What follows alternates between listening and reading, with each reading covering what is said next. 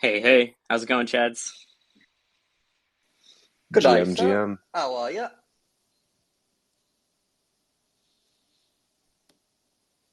Australian Chad.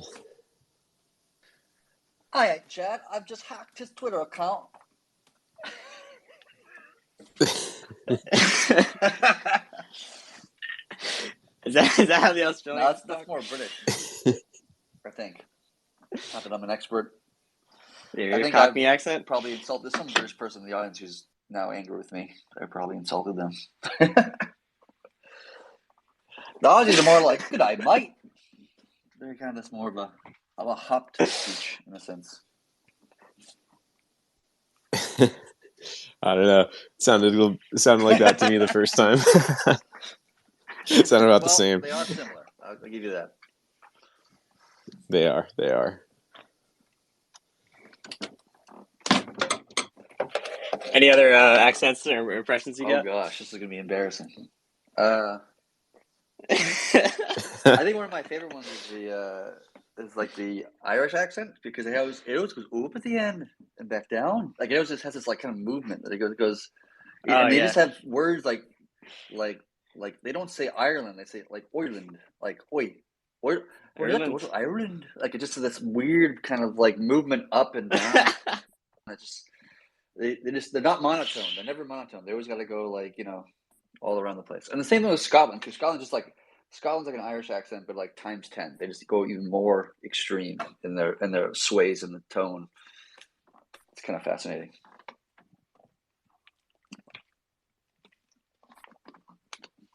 Yeah, and we're over here just sounding like a bunch of morons too. Yeah, we're very nasal. To the rest of the English speaking world, we're very like nasally in the way we sound. Because we say like like water, and they're like water. That more rounded sound, like tone to it. Unless you're from Philly, then it's Wooter. Water. From New York, it's water. A what? All right, I'm done insulting people now. All right, That's so what the people are here for. hear me shit talk and do really bad impressions of accents. accents and impressions day. Amen. If anyone comes up and asks a question, you could do it in a random Random accent. accent from around the I've world. made my career on computer languages, not so much human languages. So I'm probably one of the worst people in the world to do that. Yeah. I mean, it wouldn't be the first time. We did have Borat up here that one time. Oh yeah, that was awesome actually. We do have a couple Irish So people in the community. I remember. yep. Some come on board with a thick Irish accent. Yeah, someone from the community is an Irish tattoo artist, and he did a sick like veneer threads skateboard with the shoes on it and stuff like that. It's super cool. Shout out to I want to say it's Jat Nassi is how you pronounce the name. Just super talented tattoo artist out of Dublin or somewhere around there. Hit up the THORchat tattoo artist if you're from the area. Wonder how many people have rune tattoos. There's got to be someone. Not I.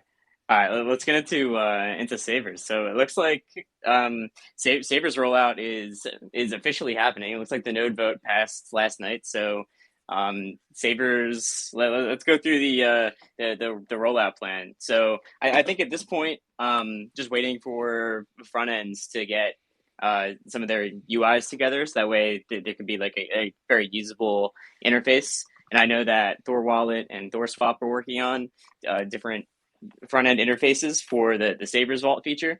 So yeah, is there anything else to the rollout of Sabers Vaults, Chad? No, that's mostly it. I think the dev team wants to do another round of like internal testing just to like verify some things and so forth and so on. So assuming no bugs or issues are found and the UIs roll out their UIs, then we'll be seeing it happen fairly soon.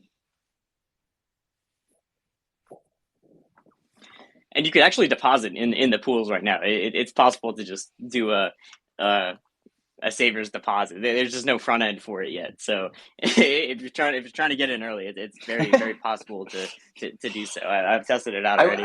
There's a couple Savers in the Bitcoin and ETH pools. Yeah, I wouldn't do it just because you're just gonna put capital there just to sit there and do nothing. It's not gonna earn you any yield or any of these things. So nor are you gonna get a better yield because you jumped in earlier or anything like this. So it's like there's no real monetary reason to do so. I mean, if you can, if you really want to, if it floats your boat, but like it doesn't have really a strong benefit to it. No, just the flex of being one of the first Savers on THORChain. If you want to flex away. So yeah, so to start off, it'll just be on for Bitcoin. Let's go through some of the different there's no configurable parameters around single-sided deal. That's just on and off, right? There's really no tinkering around that we have to do in there to make sure all the settings are right. It's just yield is on, and then Savers start earning yield when LPs do. Yep. It's so simple. Like there's not even that much to go with it. There's nothing you got to do. You just deposit and you just get yield. So what else is there to do? Yeah, that's part of like the desire to have this feature. One of the main things is the cognitive simplicity of it, right? Like making things really complicated for people to understand what they're investing into is obviously a barrier to entry, which creates obviously less people contributing to the liquidity of the network. But if you give them something that's very cognitively simple, like you just deploy an asset and you get yield on that asset, and you don't have to worry about like crazy things like impermanent loss and these other kind of wackadoo things that are conceptually those things and by themselves are very like complicated, are hard to understand the mathematics behind those things. And most people aren't going to really understand the details of how IL works, and they get confused one day because like their yield is down for some reason. They're like, why am I at a negative all of a sudden? I was up $200 yesterday, but now I'm like down $50. Like, what the hell is happening here? Like, it's just confusing and like a bad UX. But it was Savers. It's like kind of the inverse of that. It's more of like, oh, I put in one Bitcoin and now it's like 1 point something, and now next day it's 1 point something plus something, and it's just every day just the number is basically increasing, and it'll change the amount it's increasing per day based upon market conditions and what have you. But at least it's just going in a single direction for the most part. The only way you actually lose your yield in savings is just from entrance and exits. Like entering the Savers, you pay slip fees to enter it, and you pay slip fees on the way out. That's the only cases or scenarios where you walk out with less.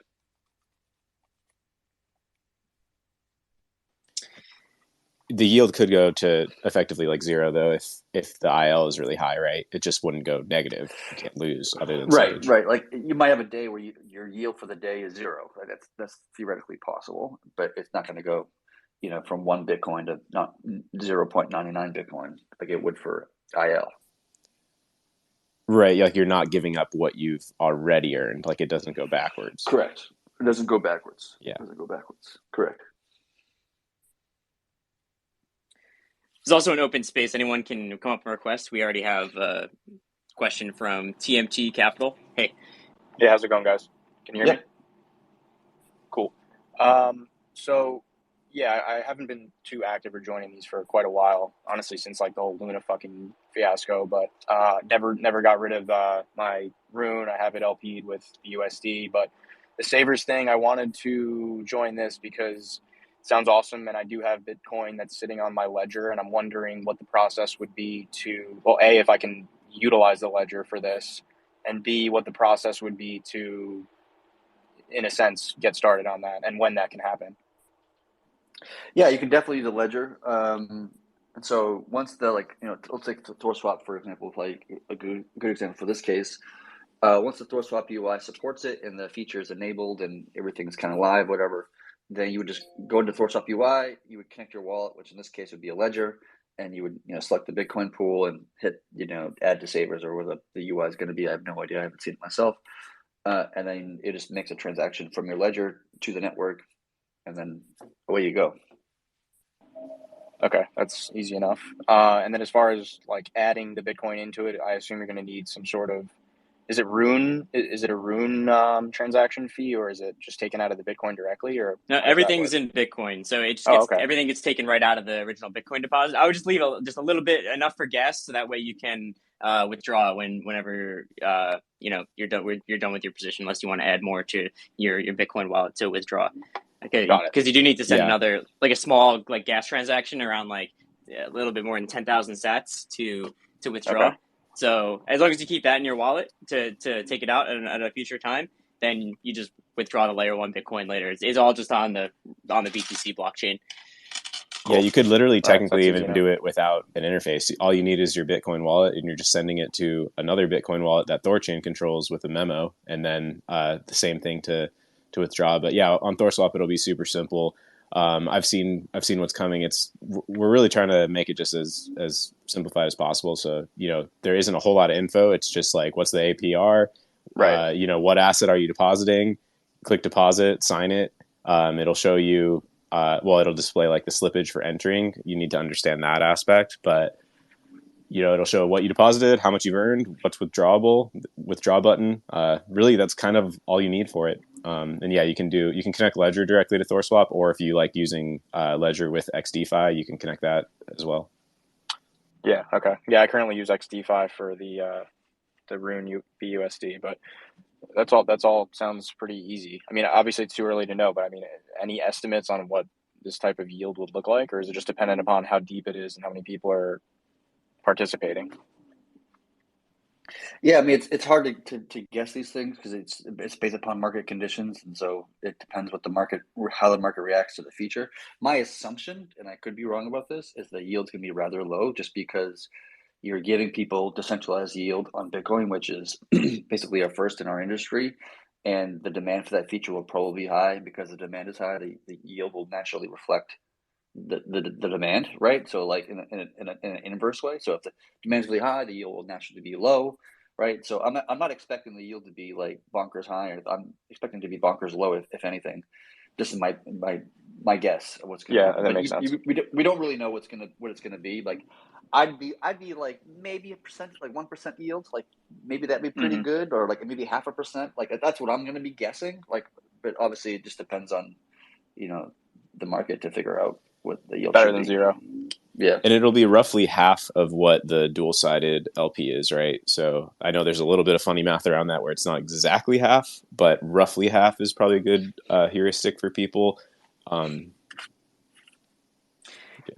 you also have to consider that's at the current depth, at the current Right. swap rates, right? So as the depth increases, that yield goes down, but as volumes increase, then that yield goes up. So really, it is completely dependent on volumes and the depth of the pool, which the depth of the pool will likely be increasing a lot because a lot of people will be depositing, but we're also doing work to increase the volume too. So it really depends on where things go and in what direction on that front. Right, and as the pool depths increase, the sentiment pendulum swings away from the pools and towards the nodes. So nodes will start earning a higher yield. Like I'm expecting the nodes yield to go up significantly as part of this feature, and the pools yield to go down in general, just because the market is pushing a lot of capital into the pools, which just naturally causes the yield to go more towards the nodes and away from the pools. I think that's probably going to happen as well, is my guess. But again, we don't really know until the market response. Yeah, and then volume, with all the efforts on integrations and things like that, like that's the real lever, because maybe you can have 10 times, 100 times more people, more liquidity earning that same 1% or whatever. Like that all of those added fees are what's going to support that and allow it to scale up and let more people in at the same rate. Right. Like the rate will probably self-regulate based on what you were describing, Chad, like just like what the market determines is the appropriate rate. But then the more swaps are funding that, the larger that pool can be at that same rate. Right. Like each individual person needs to look at the situation and say to themselves of like, okay, let's say the Bitcoin yields at like 0.5%, let's just say, right, for the sake of discussion. And, you're not taking on any price risk. You're not taking on any other risks other than protocol risk, right? You're taking on protocol risk, you're giving the network your Bitcoin and the risk the protocol has towards that Bitcoin, or whatever those risks may be, like another exploit, for example, or some sort of bug, blah, blah, blah, like whatever it might be. Like there's always the protocol risk, no matter what DeFi app that you're talking about, right?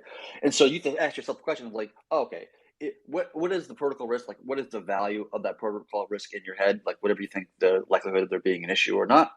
And then there's also like, what is the yield? Okay, 0.5%, 1%, 1,000%, like whatever the hell that number is going to be. And everybody just has to make a determination for themselves of like, oh, the protocol risk is too high for 0.5%, but like if it's 1%, that's probably worthwhile for me. And someone else might say something the inverse of that, or not, or whatever, right? Like everybody's got to make their own determinations for themselves, and then the free market will determine what the yield of this asset, this savers for Bitcoin, for example, should be. Just the free market saying, I think this is worth the risk of the protocol. I want that X number of yield. Another person saying, I don't want it, so I'm going to go ahead and leave or not join to begin with. And then eventually just the market just kind of figures out the correct answer, whatever that is.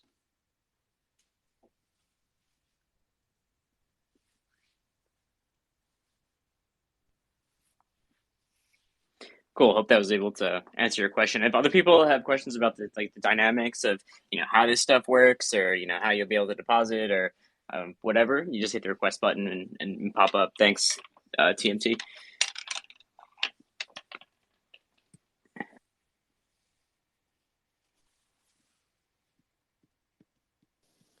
Yeah, I don't know if it's too nuanced to get into right here. Maybe we need some diagrams, but there is a lot of confusion just around like how that yield is calculated.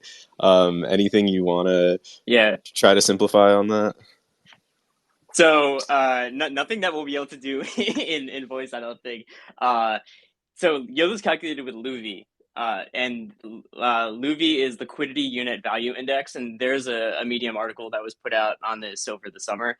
And it basically it's a way to calculate the yield of a pool that is irrespective of price. So the price of the individual assets don't actually matter. It just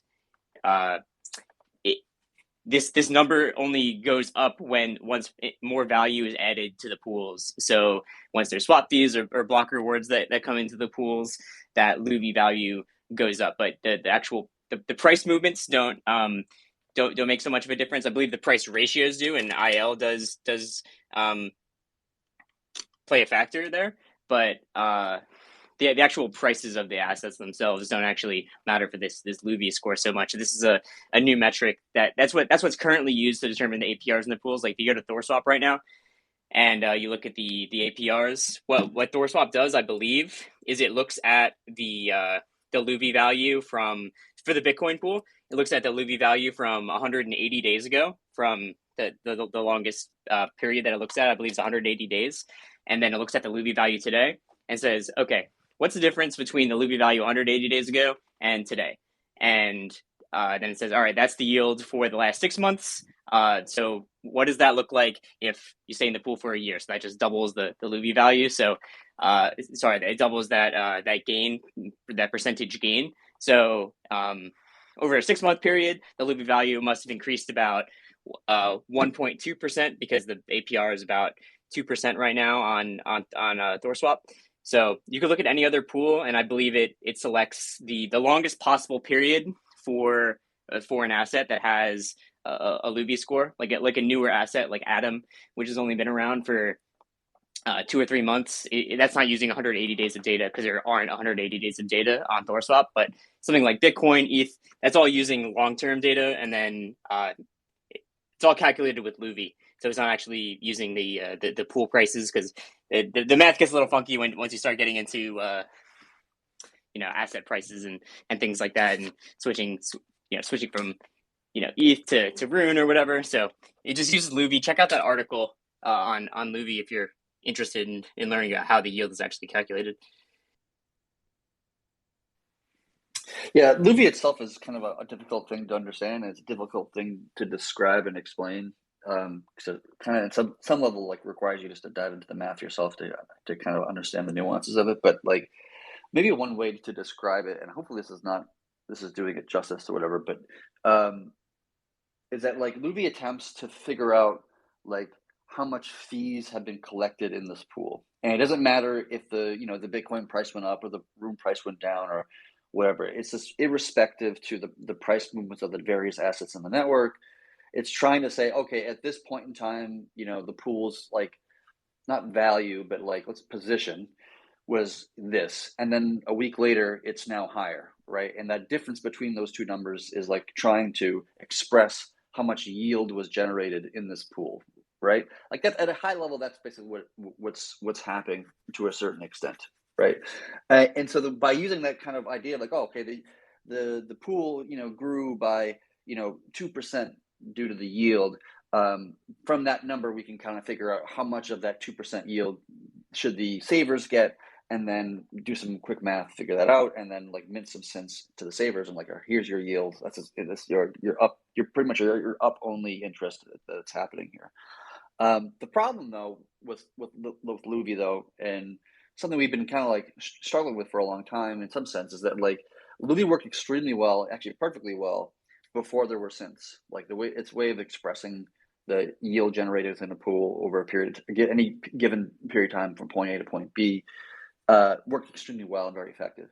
But as soon as we added synths in situation, that really kind of, with like dynamic units and all these things, so like that really kind of changed the effectiveness of Luby, because like it kind of could be skewed in one direction or the other direction, depending upon how many synth units had changed over the time period of whatever, right? So that's always been kind of like, we've been looking for months now, and nobody's been able to come up with a new way of calculating Luby that accounts for synth price changes and like this kind of stuff. So that's something it's another area of like mathematical research that I think myself and other people are interested in, trying to figure out a new way of calculating Luby that's more effective and more efficient than the current one we have. But for right now, I think it's what it works well enough for what we need, and we can kind of move forward with it, and then hopefully improve it as time goes on.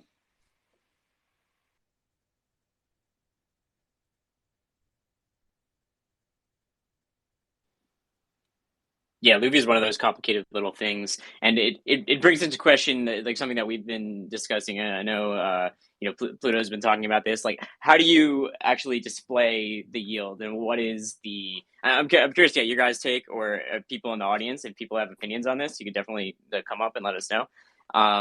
So like the way that THORswap does it is, as I said before, it looks at the longest possible period for the pool, up to 180 days, I believe. And so what you're looking at in that yield is reflected in, it's a long-term period of data, where the alternative is look at, say, the last 30 days of yield.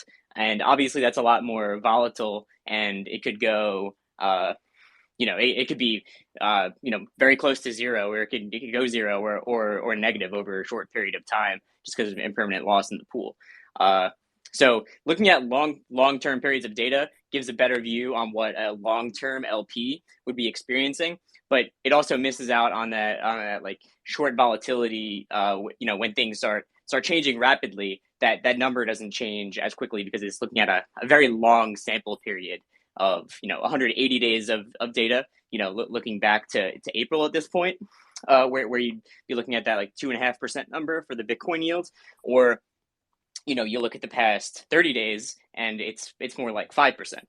If you were to extrapolate out that, if the performance of the past 30 days continued for the next year, you'd be looking at like 5% yield on the Bitcoin pool. So it really depends on time frame, and I'm curious to get people's takes on what is better for the user. Is it to get that longer time period where people you get more data from the past, or is it better to get that shorter time period to more accurately reflect the recent yields in the pool of the past month rather than the past 6 months?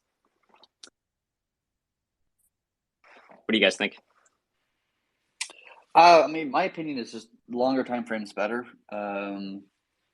It's more, if you're trying to make a determination to like put your Bitcoin into savers, for example, and earn a yield on it, you're probably not, at least you probably are thinking in the context of a long-term investment. Like, you're probably not going to like, oh, I'm going to put it in for like 16 hours and then pull it out. Like that wouldn't make much sense. And so you're probably, especially in a bear market where you just want to park your capital somewhere and just let it earn yield for the next 2 years while we're still trying to work through the bear market and eventually get back into the bulls.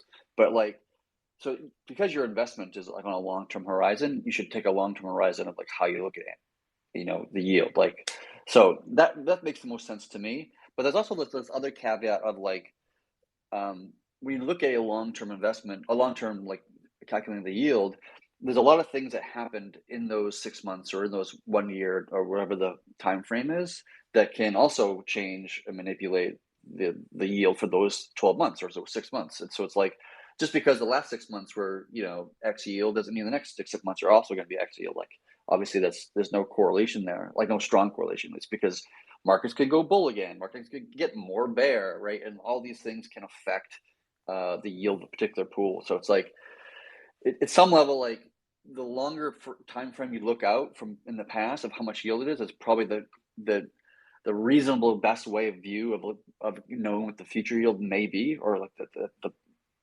the best guess you can reasonably make. But obviously, nobody ever really knows what the yield's going to be in the next 12 months. Exactly. In the end, all it really tells you is this was the yield of the past 6 months, not this will be the yield of the next 6 months or the next year. It's past looking, not forward looking. Although, Right. it's this like people think of APY as this forward looking thing, but it's actually it's a backwards looking metric that looks at the yield of the past and says like if this exact performance were to continue, or if you entered at this time 6 months ago, this is what your yield would be, not like this is what your yield will be going forward. Yeah, that's why I'm torn, because ideally what people really want is to know exactly what they're about to earn, right? Like that's the one thing they want to know when they're entering the pool. Yeah, fixed rate. But I mean, even people are used to like incentivized degen LPs and stuff, and it's like, oh, it's earning 700% right now. Like I'll just get in for like a day until it goes down or whatever. And like that's definitely not how these numbers are displayed. If it's backwards looking, and especially if it's like 6 months backwards looking. But at the same time, I understand that that's like more accurate and less spiky and volatile just based on like doing a really short time period. But yeah, I'm kind of torn because of that. Yeah, there's also a middle ground too. Like you could do like a 90 day like that would be basically a quarterly view of what the yield would be, looking at the last quarter of data. Like how does that look if that quarter's performance is repeated for the next 4, then that's what the yield is. So like I don't know, that's just like a but that's a huge thing, because that's the number that everyone sees when they go on the site. They're like, oh, this is the yield for the Bitcoin pool. And right. Do you want that to be a volatile number, or would you rather that be like a low, smooth, flat number, or what? It would also miss extreme changes, right? Like kind of like what Chad was saying, but like hypothetically, like what if the Bitcoin pool depth 100x'd and then it was still displaying like the trailing average? That would be off by like many orders of magnitude, right? But I don't know, what can you do? Yeah, so someone made a great dashboard for this, actually, to look at the like the charts of the APRs, and it kind of helps me visualize at least the difference between like a 30-day look back period and like a 180-day look back period, or anything in between. It's on THORChain.net.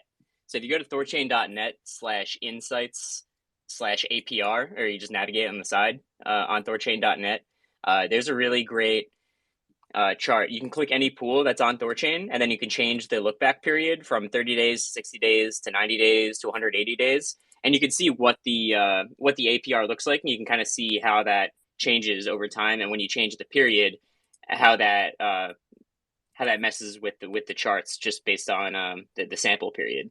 And hopefully that can give people a better idea of like what it means when APR is like backwards looking and kind of tries to fit together like a lot of different data from the past that may or may not be what happens in the future.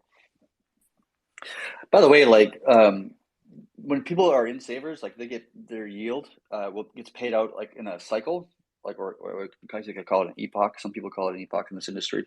So instead of getting a continuous yield, like you do as a regular LP, you do today, like you enter and you leave 5 minutes later and you get whatever yield you got within that 5 minutes, whatever that would be. Here, it's just like it's paying out yield to savers like on a routine. Probably it's going to be like 24 hours. I'm not really quite sure. I have to have a conversation with the dev team, with the Nine Realms team to figure out what makes the most sense. My personal leaning is probably like closer to like once a day. The network will just figure out what the yield is and then pay savers what they're owed. But maybe the best way to calculate yield is actually looking at the daily payouts of savers over the time span of like, let's just call it 90 days or like, 6 months or whatever.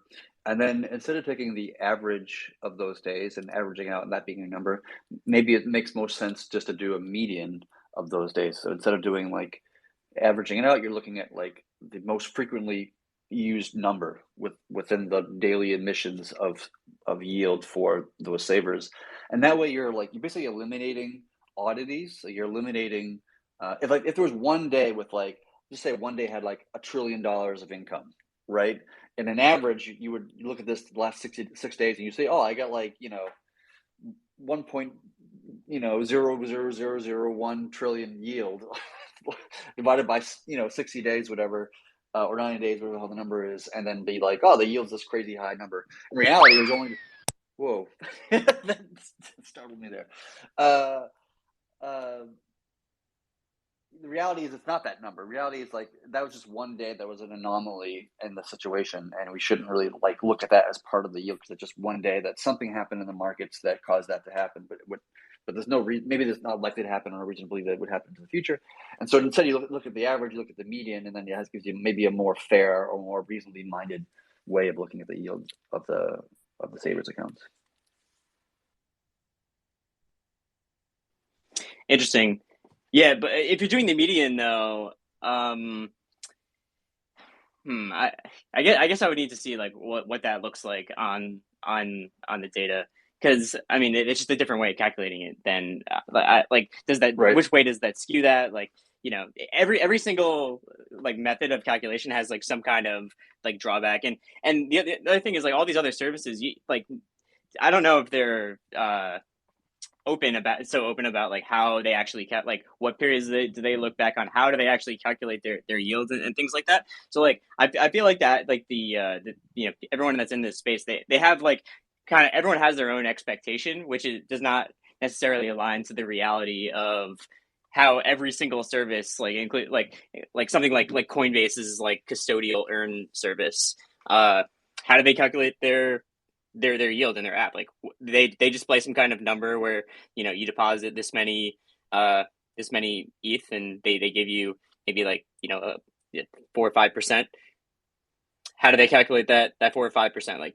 Like where is that number coming from? What is the what determines that number? And I'm sure everyone here has an idea of how they do that, but no one knows exactly how they do that. So this is just is an open conversation. If people have strong opinions or like would like to say something about how they think of the yield, that could be helpful to us. So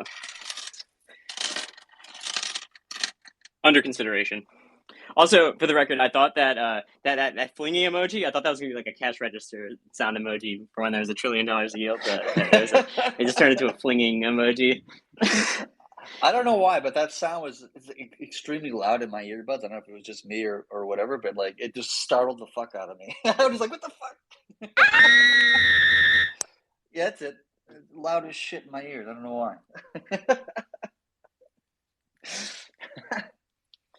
Anybody got anything you want to bring up? Questions from the audience? Q&A? Ask me anything? AMA?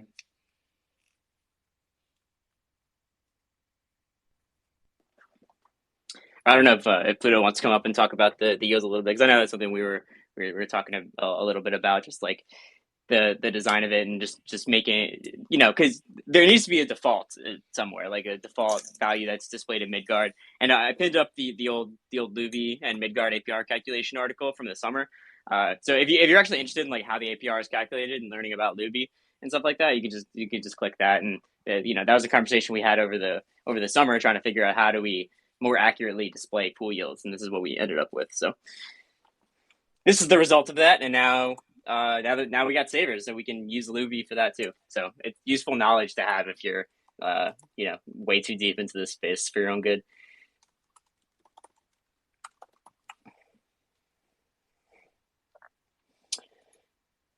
So yeah, anything else on savers?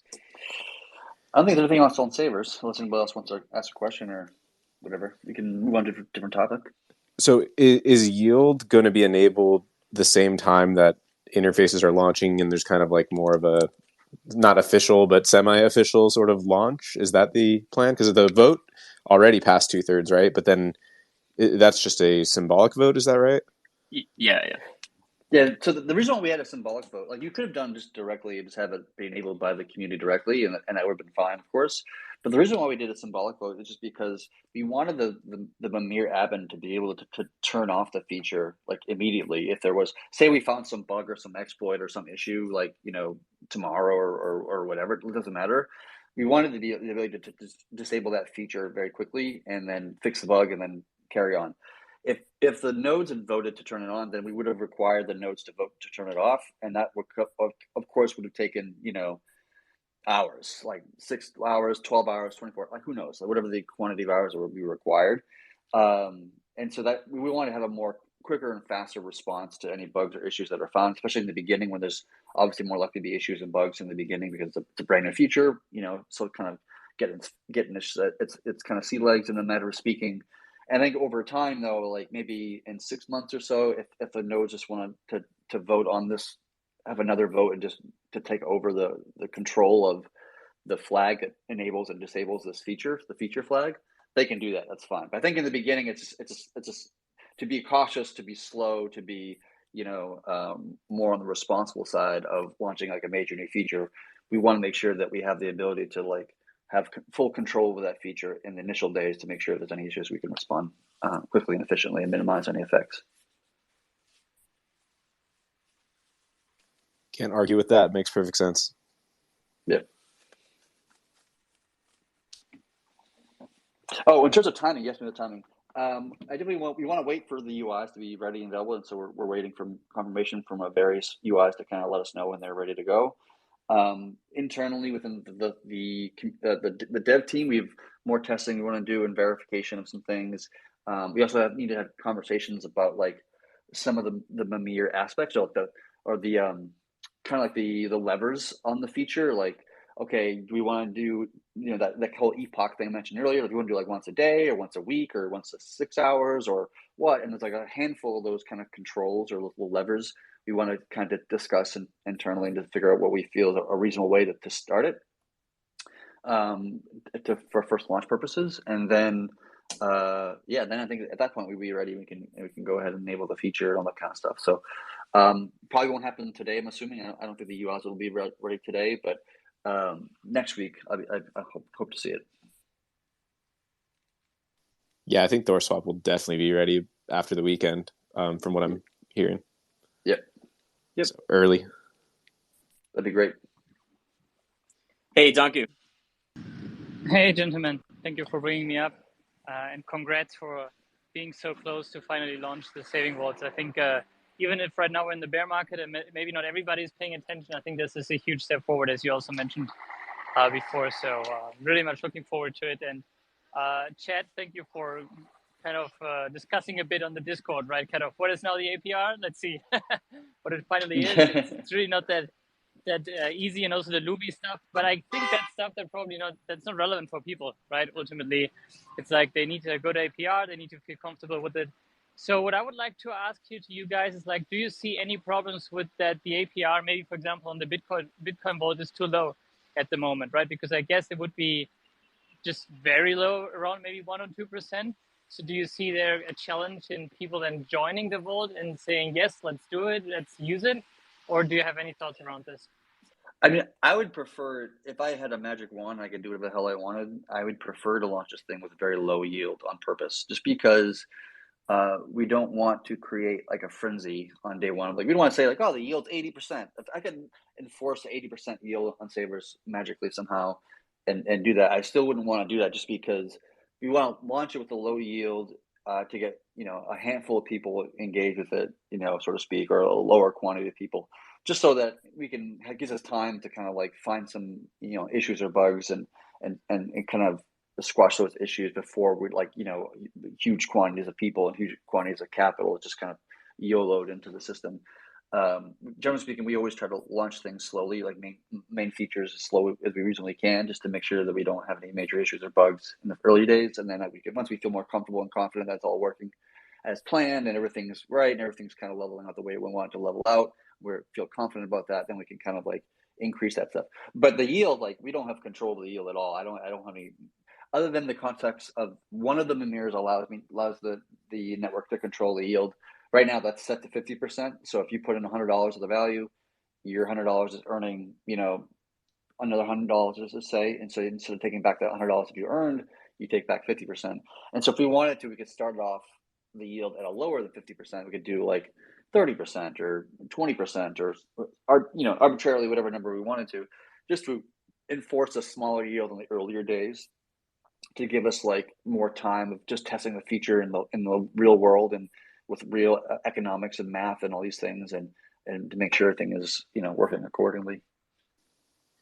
Part of that dynamic too is how bullish are people on Rune, right? Because they can still dual side LP and earn more overall, and then also have potential upside in the Rune asset. And like the market has already spoken and driven the yield quite low in the BTC pool, because you can't get yield on BTC basically anywhere else. And the people in the network right now want that exposure to Rune, right? So it's like already one of the lowest pools.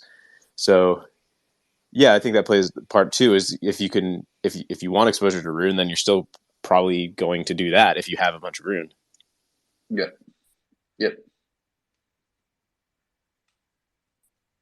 Yeah, like I said before, like we still have to have conversations internally in the dev team about those like linear levers, and that yield lever that I was referring to is one of those levers, right? And so we still have to have conversations about that kind of stuff. But good question to ask, though.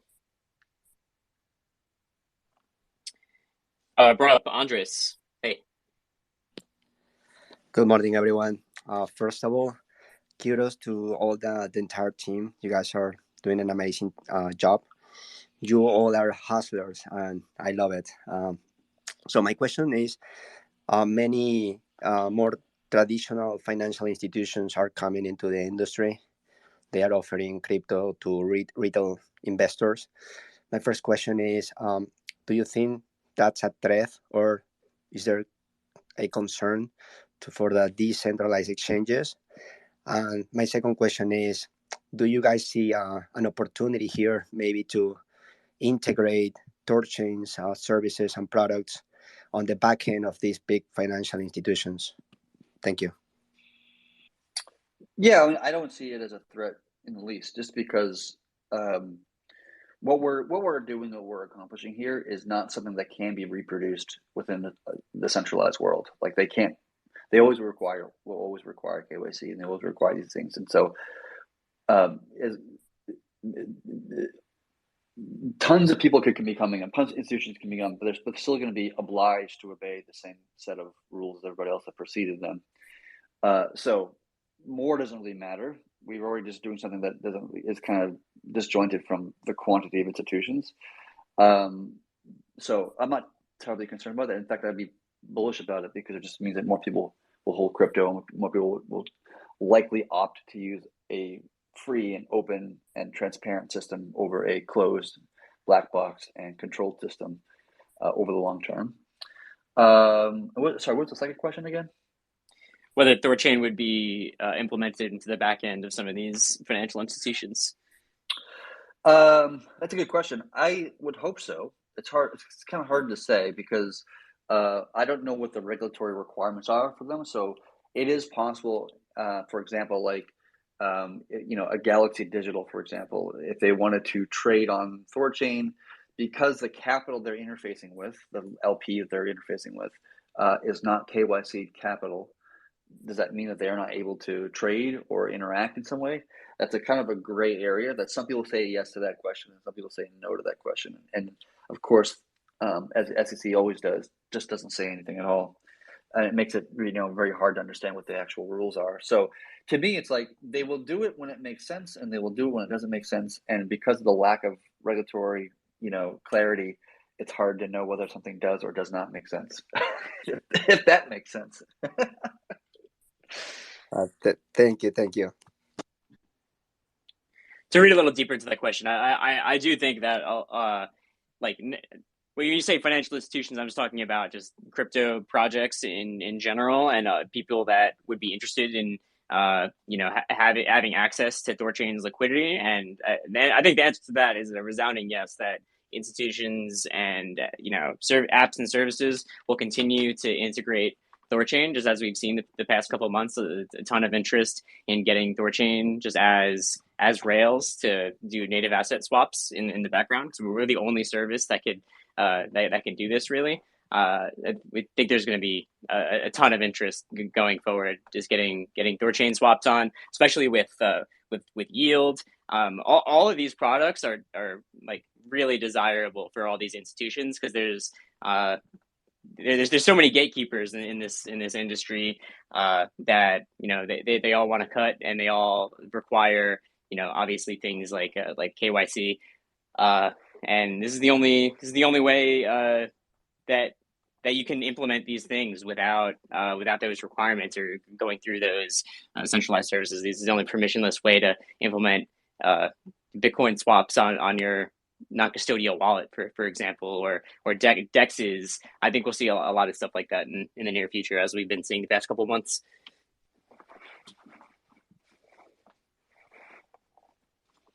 Okay, that responds my question. Thank you, guys.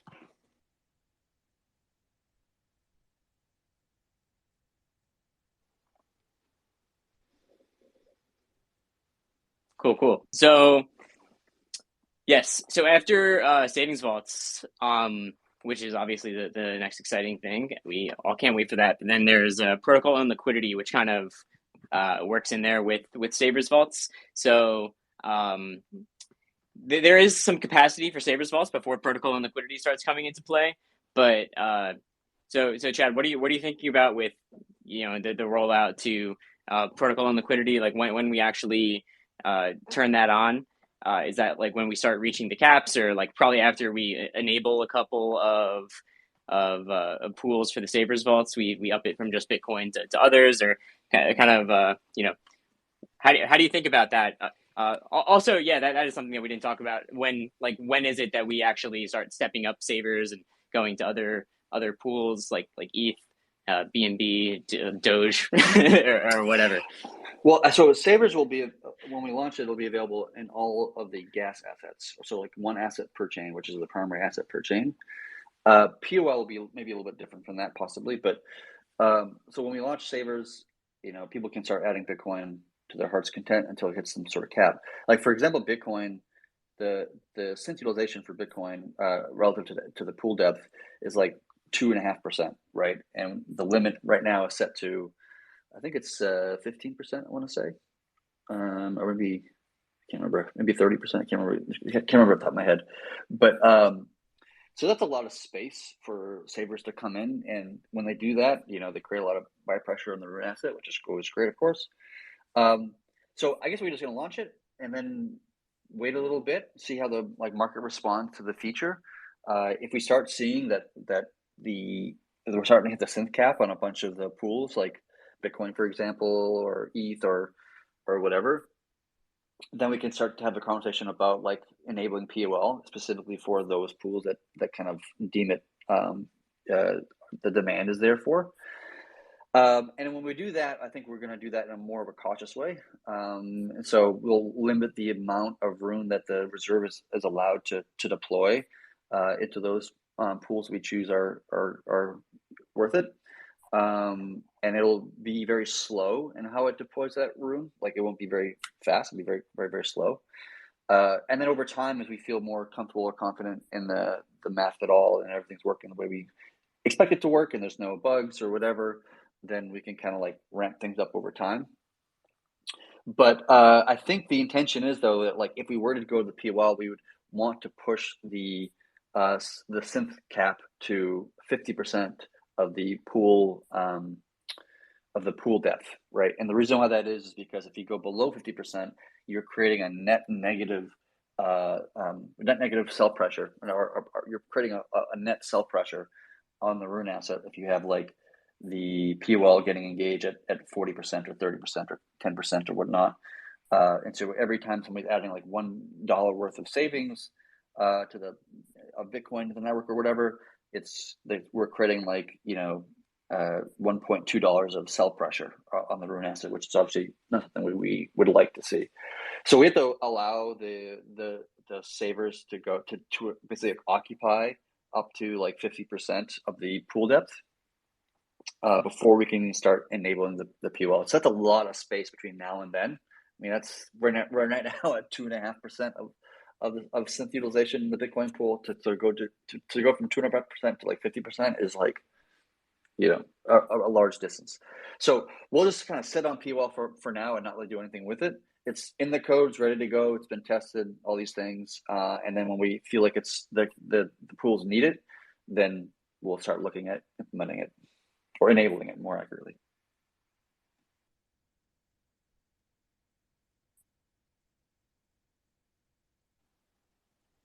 Yep, makes sense. Last thing we want is to see some problems going on with the reserve, or like the reserve start like losing rune for some reason, or Right. That's why we have these kind of like soft launches in a sense, right? We kind of like to launch features with a soft launch just in case there's something going wrong or whatever. You're more likely to find those kind of bugs in the first few days or first few weeks or whatever. And with every day or every week, whatever, your likelihood of having some significant bug goes down, statistically speaking.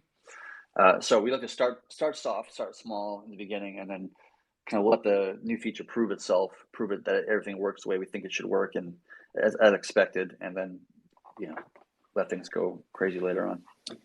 So there's some questions from the comments. So first, what is the initial cap on the BTC savings vault? So the cap would be the synthetic utilization cap, which I believe is at 30%.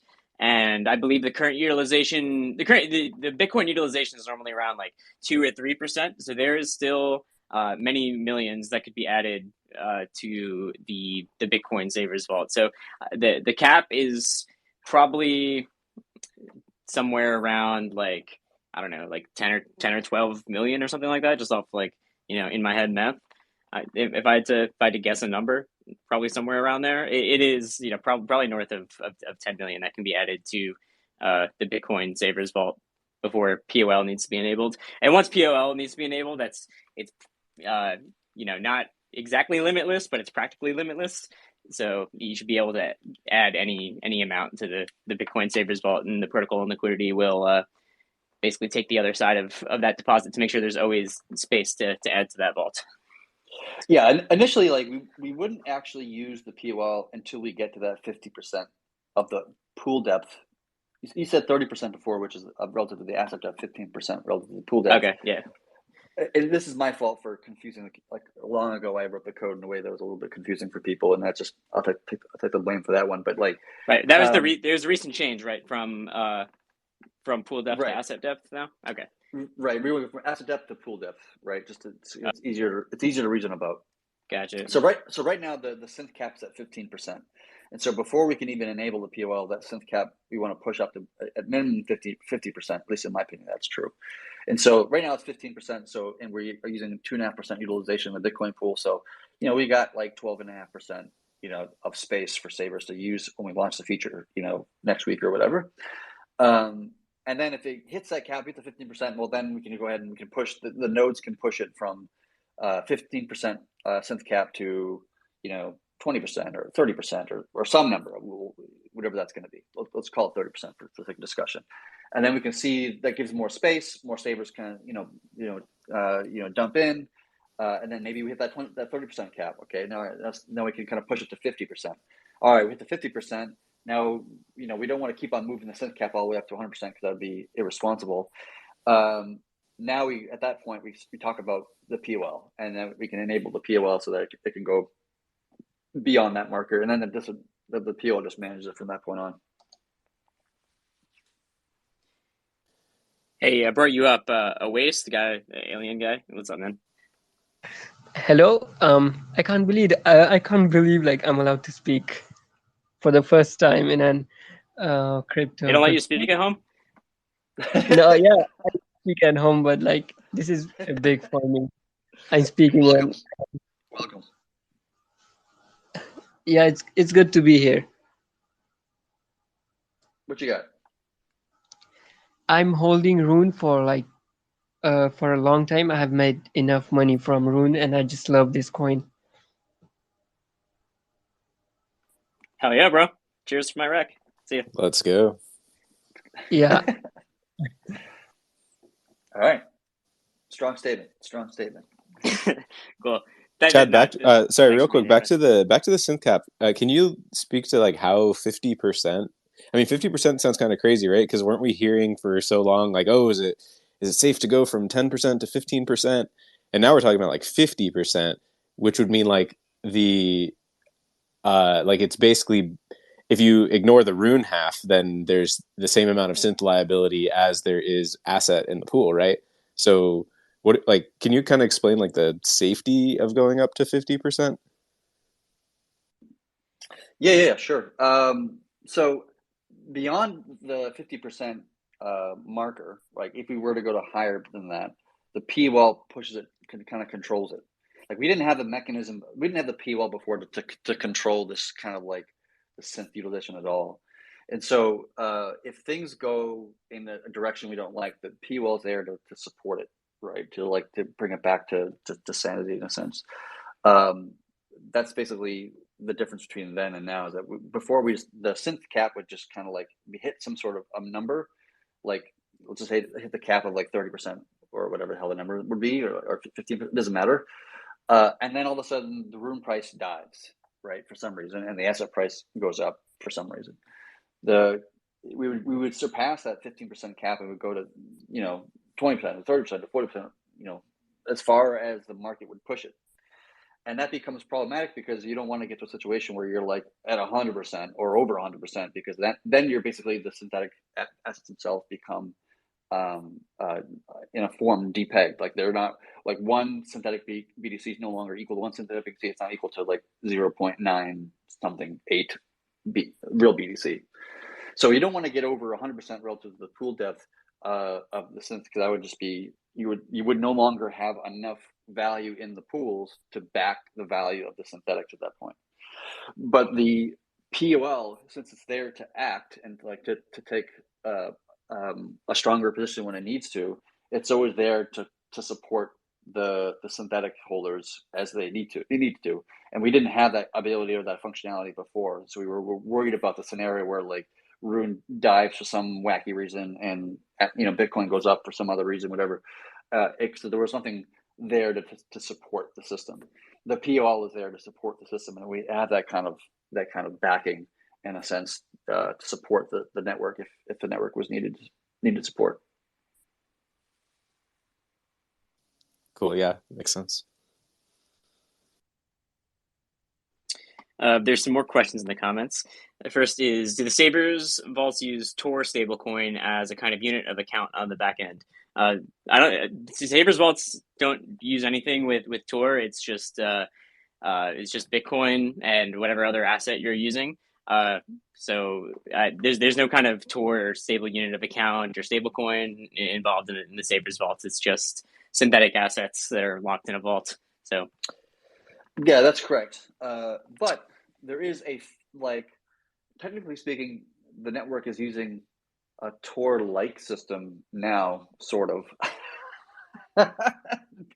But like right now, I think there's some sort of like minimum outbound fee. I think of like I think it's $1 or something like this. It was just there to support the cost of threshold signatures and how they're more expensive on network than internal transactions. And so that's basically using a series of stablecoin pools to get the price of Rune, or the price of the dollar price of Rune, and then be able to set a minimum price of $1 for outbound transactions.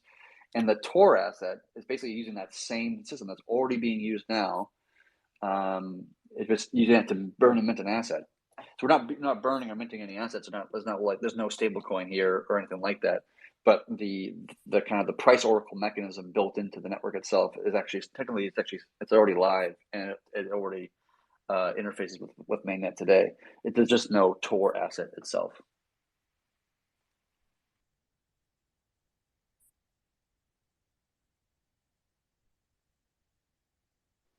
Cool. Any questions? Anyone want to come up and ask about Savers Vaults? Looking at the comments too to see if there's any other. How will Savers Vaults affect the rune price? We kind of went through this last week. If you want to go listen to the recording of how Savers Vault, it's not actually the Savers Vault itself that affects the rune price. It's the minting of synthetic assets that affects the rune price. And the too long didn't listen to it. Explanation of what happens to rune. Is when people deposit into the Savers Vault, there's a net rune buy pressure, and when people withdraw from the Savers Vault, there's a net rune sell pressure. So people deposit, that should. I'm not saying it'll increase the price of rune, but there's a net pressure to, push towards the rune side there. And then when you withdraw, there is a net sell pressure on the rune asset in that pool. So listen to last week's video. It's on YouTube. You can check it out on the Nine Realms YouTube channel. So if you're curious about the price dynamics there, there's a diagram that'll help you visualize what happens in the pools and why there's buy and sell pressure. Bringing up Juggernaut.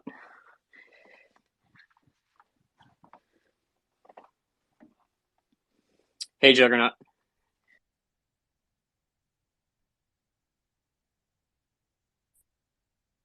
Hello.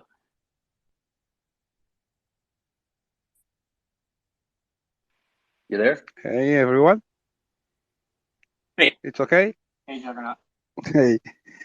First, I'm very happy to those Bitcoin void without rune exposure are waiting like long time. Okay. I'm very happy to. Oh. Okay, that's better. So Bitcoin vote and other assets that without rune exposure are waiting since long time. Okay, and for me it shows one thing very, very, very important. It's the importance of synthetics, because without synthetics, nothing of this is possible. Okay, this is just a reflection. I got a question, but I'm sorry, it's not about the subject of today. But there is never a bad time for brainstorming. Okay, I like osmosis for one thing. Very, very nice. It's you can pay fee with the asset you want. Okay, I know I'm talking with very, very high wallets, but for low wallets, it's very interesting to imagine. I got $1,000 in BUSD. I want to buy it. I can't because I didn't have it to pay the transaction. This is absurd. It's the same defect that you found in Uniswap, for example. It's same. Is it a way? Is it technically possible? And is there a way, even if it makes two transactions, for example, a bit of the BUSD converted in it to pay the transaction? Is it a way to correct this, to make like osmosis and let people choose with which token they want to pay fee? It's for me, it's the only lack of THORChain, because it's near to the perfection. The perfection doesn't exist, but it's just some things can be facilitated like this. I don't know if it's possible, but just a question. Thank you. Sorry, which fee do you want to choose with the asset to pay in? I think I missed that part. For example, if I got BUSD I want to buy it, but on my wallet I don't have it. I don't have any Ethereum, so I can't pay the transaction. This is You don't need ETH in that example. You would need some BNB. Yeah, if you swap on THORChain currently, so you have BUSD, you don't need any ETH to make that transaction. You need a little bit of BNB for gas to send it out, but you don't actually need the destination asset at all to make a swap on THORChain. It just takes the gas out of the original asset. So it would just take it out of the BUSD, for example. So I think what you're asking is already in THORChain. You don't need to pay gas in a different chain. Gas just gets paid in whatever asset you're using initially. Okay, perhaps I give the wrong example, but I think I'm sure that you know what I mean exactly. I don't think we. I mean, can you give us a better example so we can understand what you mean? I'm not sure I follow, because I think we already do the thing that you're asking for, and I'm just trying to understand. Maybe we're missing something.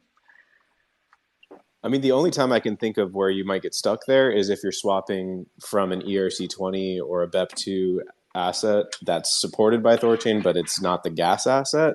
Is that what you're referring to? Like if you're,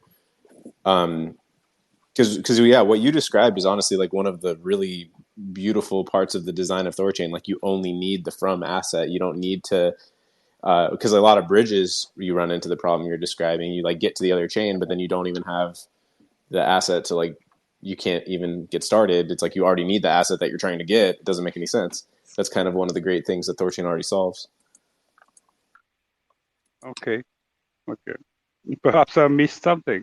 So I think what's different about osmosis, and this might be the reason why you're thinking what you're thinking, is that like when you do a transaction on osmosis, you actually don't need the Osmo token, I think, because you can opt to make your transaction feeless, where you just say, I don't want to pay anything for gas, in which case validators can choose to process that transaction or not. And there's some percentage of validators who will process, feeless transactions, and some that will not, and so it'll eventually get picked up once enough blocks have gone by.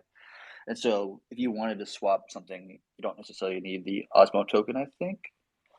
But even the relayers used on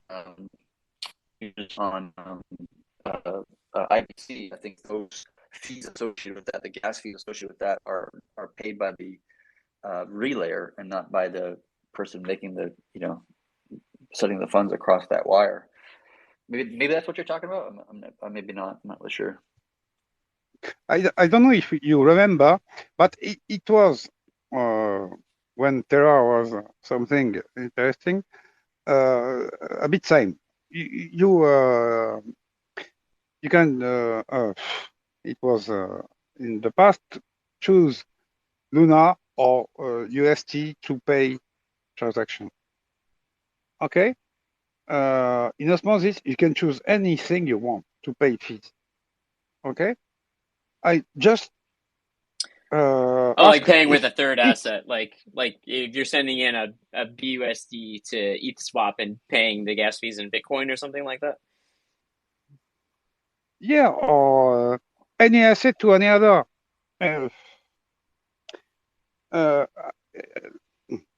If I got a bag of BUSD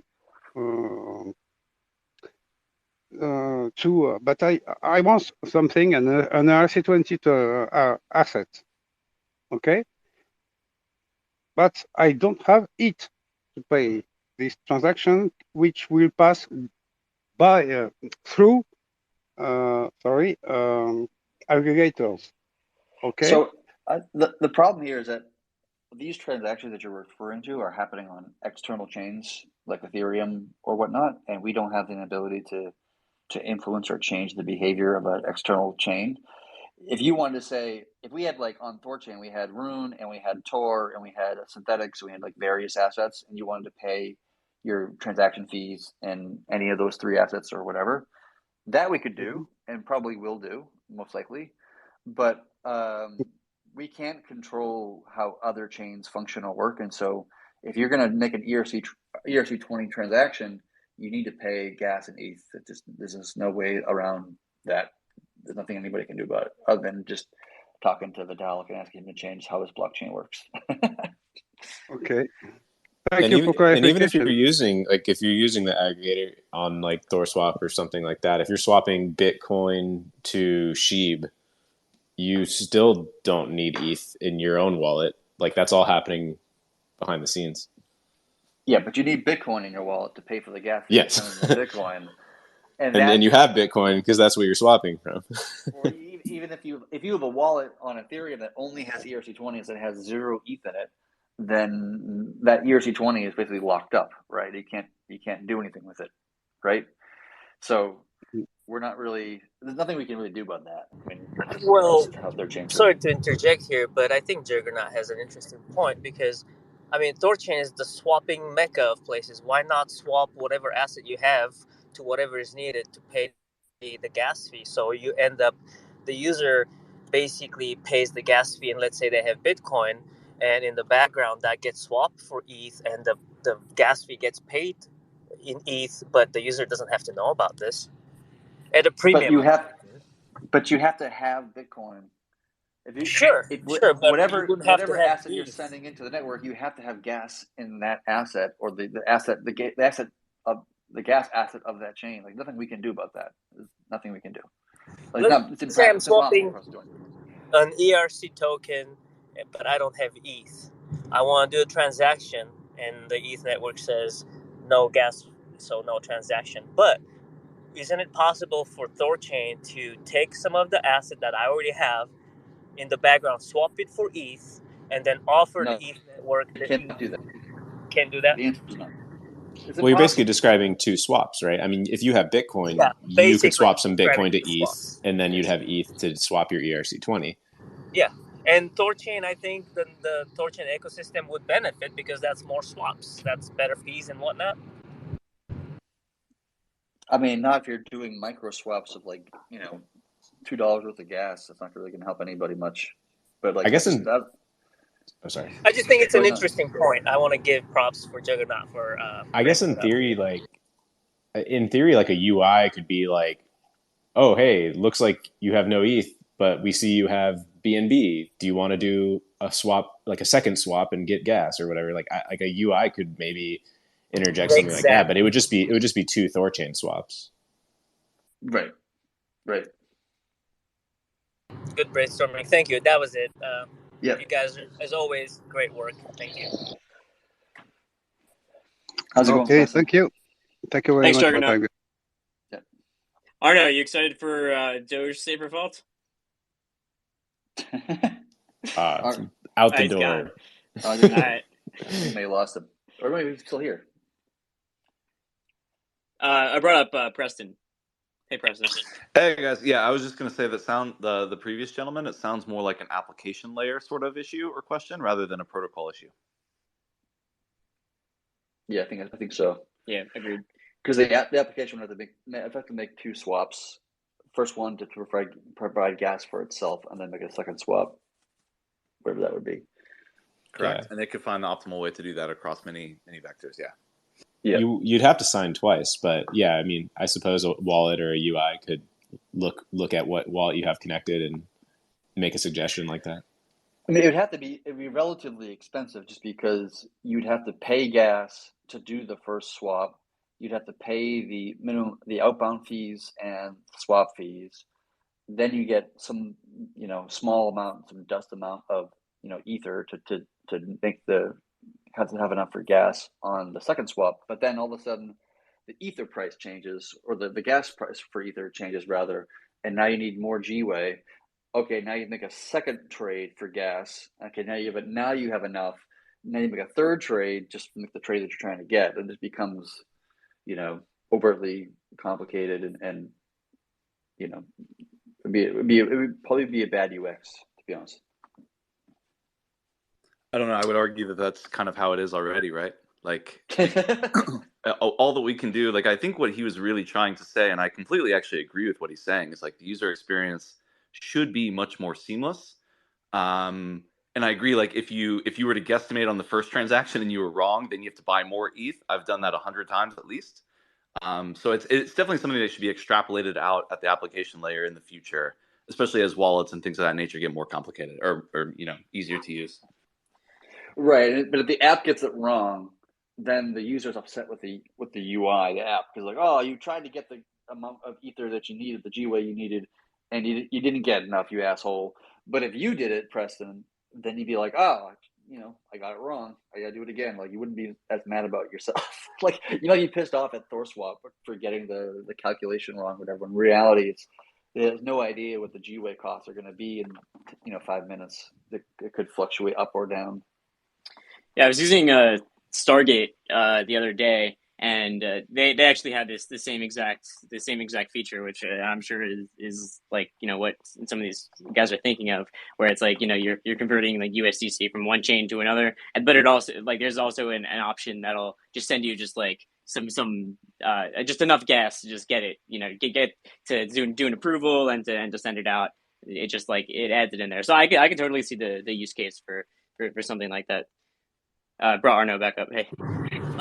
Thank you for getting me back up here. No, I have not heard about the THORsaver wallet. I want to know more about it. But about this issue with the gas fee, what if the protocol just says, okay, or the application says, okay, it just swaps double the amount of what gas is considered to be needed, and the user ends up with some extra ETH in their wallet, whatever. But that will save you from having to do additional swap yourself, like for people who are not all that savvy. I think that could be a nice under the hood feature. I think there could be ways to be made to where if the gas fee suddenly changes, the gas swap that was done was large enough to where to be able to accommodate that. And if the gas fee drops, then the user ends up with some extra ETH for their next swap. Yeah, I think it'd be pretty interesting to use with the aggregator actually, because that's really where a lot of the long tail volume is likely to be in the future. Where it's like, if someone's doing like a five, let's say a Bitcoin to well, maybe not Bitcoin's a bad example because the op return's pretty small, and you wouldn't be able to fit this entire memo in. But it's some kind of way to signal that just send me just a little bit of ETH, just enough for a transaction or two of gas, but not too much, and then do the rest through the aggregator or something similar. I think that's an interesting thing to do. Yeah, good points. Yeah, is that already built into the Pathfinder API by chance? No, I don't think there's any kind of like split transaction thing. I think everything is just like all or nothing. Like there's no way to say like, oh, give me a little bit of gas and the destination asset. I think right now it's just you just get all the destination asset. But that's probably an interesting thing that could be built right into the aggregator itself.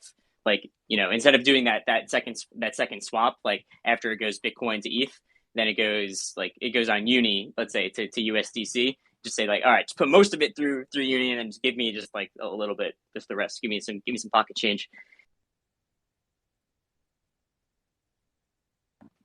I'll have to talk to THORShop about that. That sounds pretty cool. And then where can I find about this THORsaver wallet? That sounds interesting. If you can like point me at a link or. Yeah, so like we've been talking about it like the entire time, pretty much. It's the Bitcoin Savers wallet, but it'll be available for all gas assets, including the Doge on THORChain, Bitcoin Cash, Litecoin, AVAX, Atom, you name it. So the one and only place to earn Doge on your Doge. I just know you're into that, so I just want to bring it up. I love Doge. You know me. Well, hold on a second. Is that like a single-sided pooling, basically, or is it something exactly. else? Oh, got it. Well, I don't mind my Rune exposure. In fact, it makes me pretty happy. So, but I will definitely keep that in mind for my friends because there are a lot of people who are like, Doge, and that's it. So, I think that'll be a cool feature that a lot of my buddies will love to test and play around with. Yeah, that's the key difference. Is just dead simple. Like they don't have to understand Rune. They don't have to understand impermanent loss. They don't have to understand any of that stuff. They just need to deposit some Doge and then come back later and withdraw more Doge, basically. Yeah, it would suck for them to miss out on the rune action, but again, having the option is fantastic. And maybe down the road, with once they like, oh, I'm doing this, that's cool. But Yeah. having the option to experiment later, I think that's a good move too. Yeah, if your friends are tapped into Rune, then they know what's up. But for the probably many Doge holders are coming from the Robin Hoods of the world and stuff, and it's a pretty cool option for them. Thank you. Yes. Yeah, it'll be available in Thor Wallet and THORswap real soon. So sweet. Well, guess what? I'll be dabbling with it. Thank you, guys. I'm gonna drop off again. I appreciate you guys being open to discussing this brainstorming idea that Juggernaut brought. I think that openness and that kind of clarity of THORChain really super awesome, and I'm a fan. Thanks, guys. Anyone else want to come up? Is there any other questions or comments that people want to add?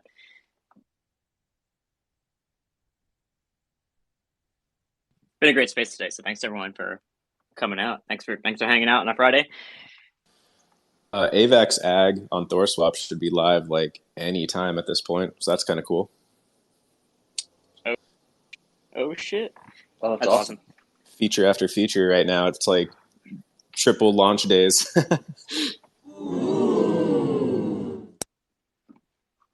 It sounded kind of disappointed. Yeah, that. I mean, it's just the AVAX Ag. I know it's not.